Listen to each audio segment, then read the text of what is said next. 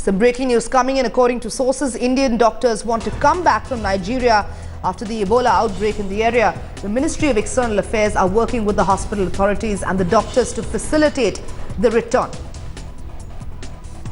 Aditi Anantanarayanan, our correspondent, now joining us on the phone line with more. Aditi, what is the MEA doing to ensure that these doctors arrive home safely, and also more importantly that they are not affected by the virus?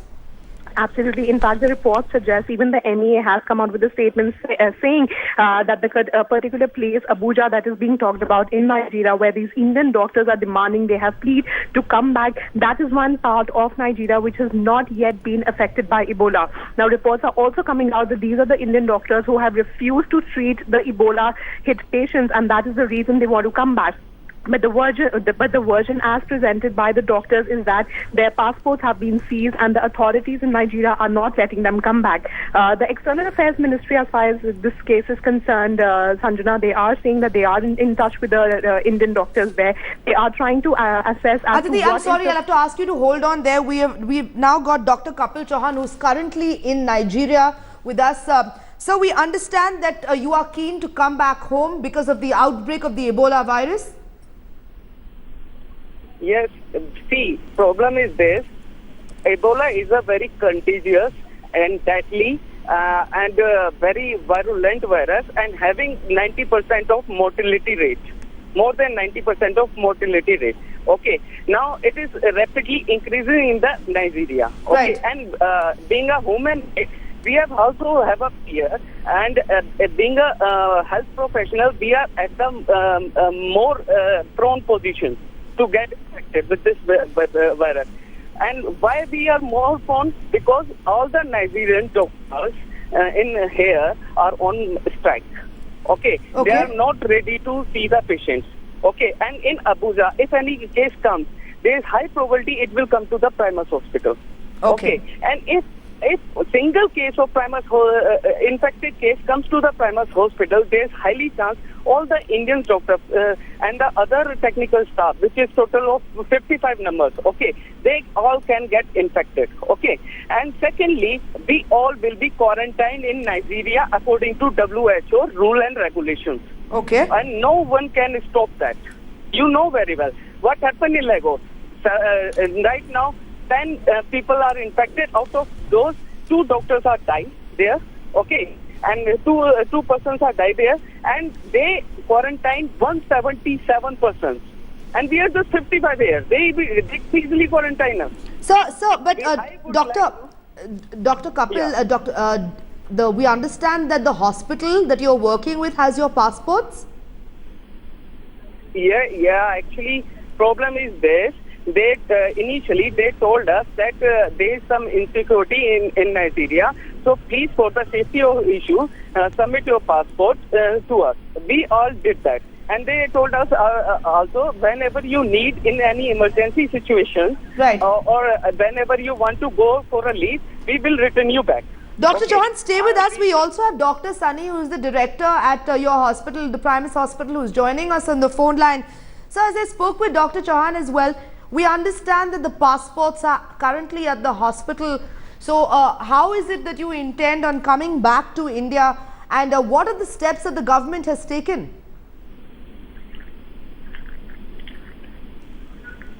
Dr. Sunny, if you can hear me? Hello? Dr. Sunny? Yeah, I'm not a doctor, yeah, director, yeah, Sunny speaking. Oh, my apologies. You're the director of the Primus Hospital, sir. We understand that you have the passports of the Indian doctors that are working there who are keen to return home because of the Ebola virus outbreak. Yes, some doctors came up just in the morning last 2 days. Okay. That they want to leave because of the Ebola outbreak in Nigeria. And our response as a management team is that as it stands, even till now, there's not any single case of Ebola in Abuja. And this can be confirmed by Indian High Commission in Abuja, in Nigeria. Sir, but why keep their passports? Why keep their passports, sir? They want to return home? We don't I want to tell you that we are not keeping their passport. Their passport is being kept as self-will. Self-will. What I meant by that is that amongst all these doctors, one of them just came back about 2 weeks ago.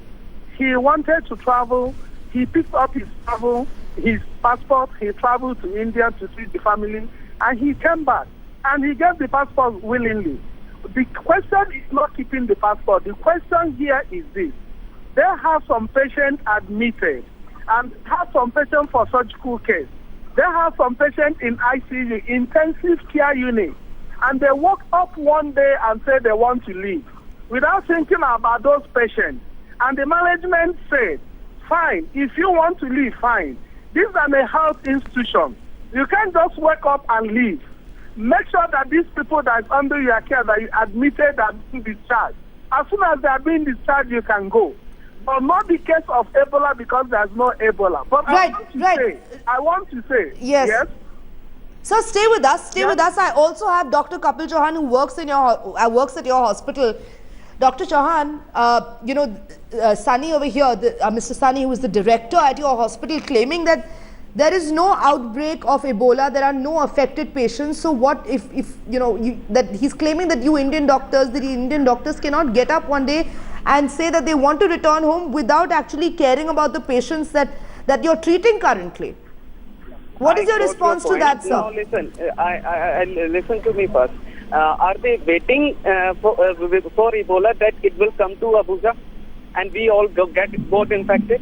And they can take the guarantee that Ebola virus will not travel to Abuja, will not come to the Abuja? Number 1 point. Okay. Number 2 point, let me know, is it not my human right to have my passport with me? Okay. Now, my point third, it's not my human right to, whenever I want to come back to my country, I can come. Okay. Right. Thirdly, now I'm coming to the point of we have the patient in the hospital. Okay. Number one thing, in that scenario, most of the patients, doctor already referred to other surgeons. Okay. And they are now hyping it because they have no other excuses. What other excuses they can give? They cannot give anything. Mr. Sunny, Dr. Chauhan is saying that the Primus Hospital authorities are making excuses. Do you agree with that? Can I respond to what he just said? Dr. Chauhan, let Mr. Sunny respond. Let Mr. Sunny respond. Yes, go ahead. I want to say something. It is human right to come back to India anytime he wants. And at the same time, it's his human right to have his passport with him. But I want to say that there's a code of a medical Council of India. And I want to say at the same time that he is a doctor. He did not just come to Nigeria to work in Primus Hospital on a forceful ground. He opted to come and work at this place. And we as the management have his immigration responsibility. We process his paper. He processed his license to work in Nigeria. All these things are our immigration responsibility on him.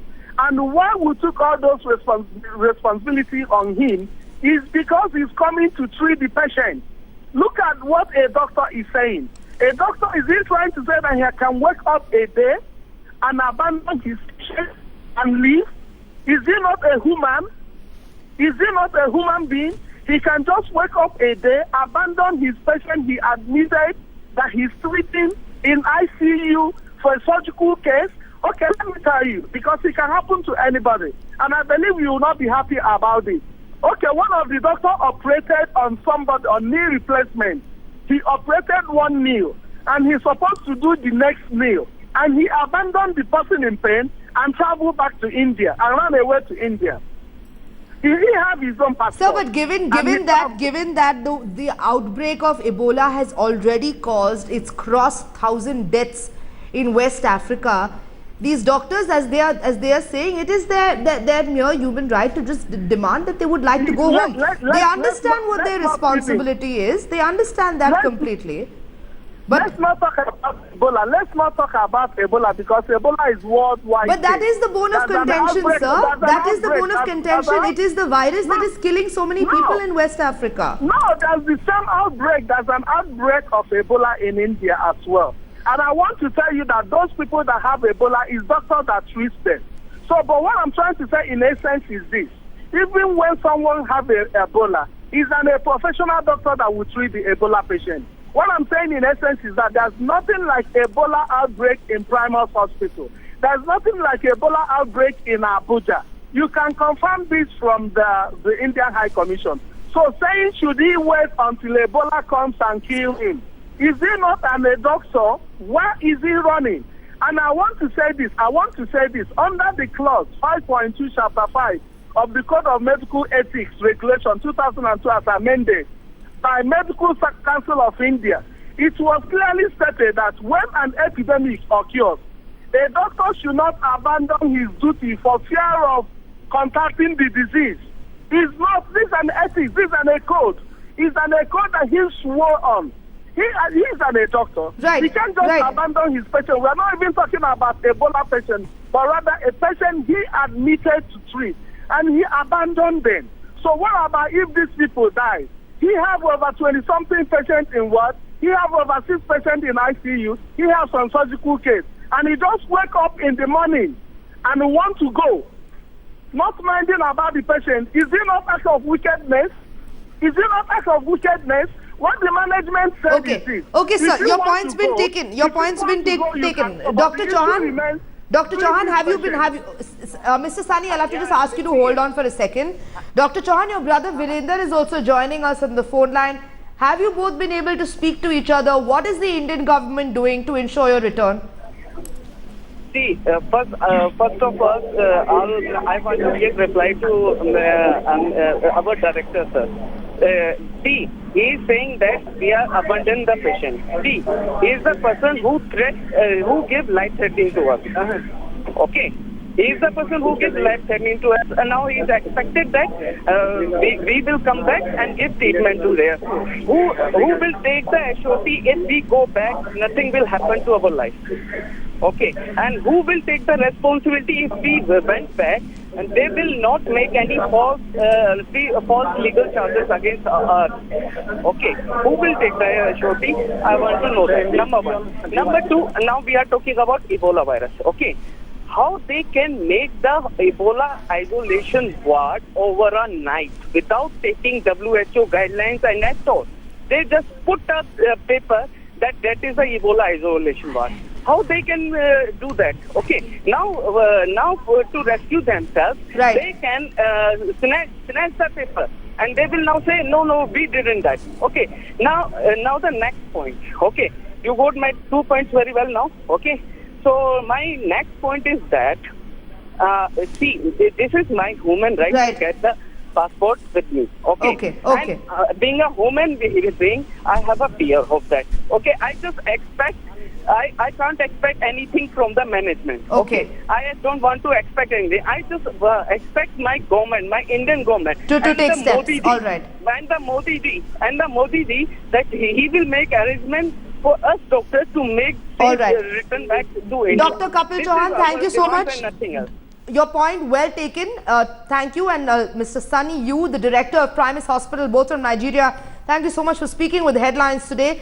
These are Indian doctors who want to come back home, who claim that they're being threatened and have appealed to the Indian government to bring them back home because of the Ebola cases in the past couple of weeks.